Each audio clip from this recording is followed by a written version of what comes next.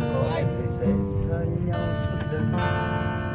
Nắng ấm là tình ta giờ đây, có phải em tôi mưa gió nơi nào trong nhân gian giờ đây, có em là lối đưa anh đã chọn.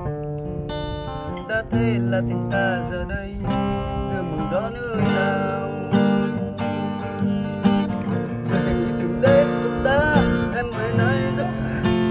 Rồi mai đây trên đường này ta nhau, rồi mai đây trên đường này ta nhau.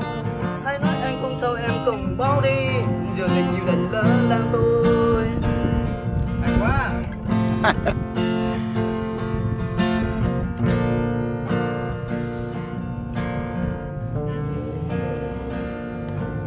Em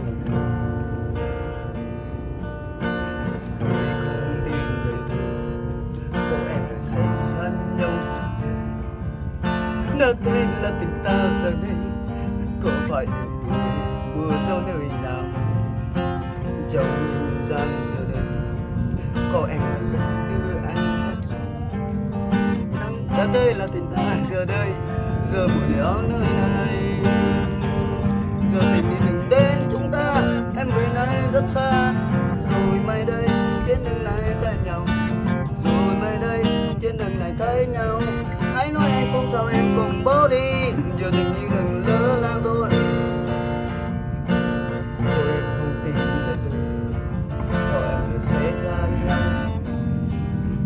Nắng ấm là tình ta, có phải em mưa gió nơi này. Trong nhìn gian giờ đây, có em là lối đưa anh đã chọn. Đã thế là tình ta giờ đây, giờ mưa gió nơi nào. Giờ từng ý từng đến chúng ta, em về nay rất xa. Rồi mai đây trên đường này thấy nhau. Hãy nói anh không sao em không mở đi, giờ tình yêu gần chúng ta, em về nay rất xa. Rồi mai đây trên đường này thấy nhau. Hãy nói anh không sao em không mở đi, giờ tình yêu đánh chớ giang thu. Yeah.